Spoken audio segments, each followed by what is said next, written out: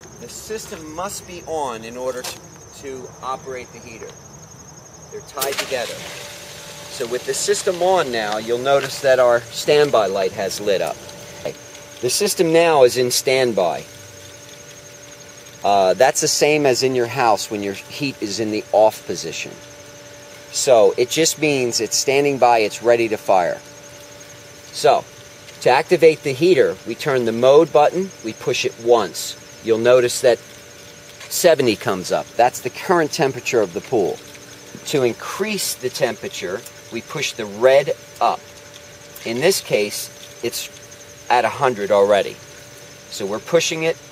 It'll flash what you're calling for, and it'll show you after it's done flashing what the current temperature is.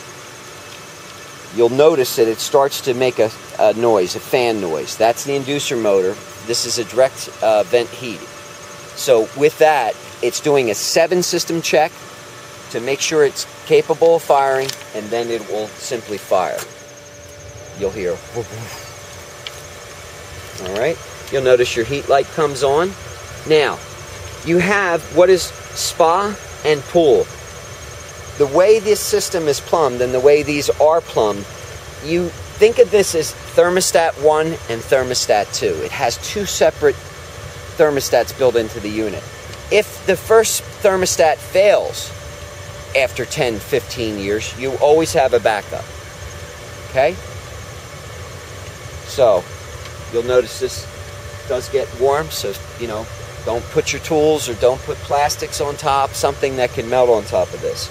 Alright, to turn it off, we simply push the mode button again till we hit standby, and you'll notice it goes right out.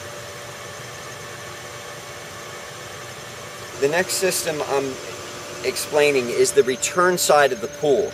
We discussed the intake, goes through the filter, goes to the heater, returns from the heater, and this is where the pool, it's returned to the pool. So what we have here is a primary valve, the return side, or a primary return, and a secondary.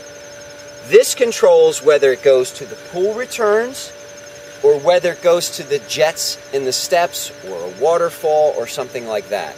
In this case, we have step jets and swim out. This pool has a jet system on the steps, and a side along the deep end, there's a swim out. Let's say we want to add more volume to our steps. What we would do is simply turn off the primary valve on the pool side. Now remember, you can't leave your pool like this, because in this particular case, we have a salt system that feeds the pool its chlorine. So we don't want to run it in that configuration. We would share it. Okay? Again, the neutral is in between the 2 pipes. That means it's sharing. Same thing here.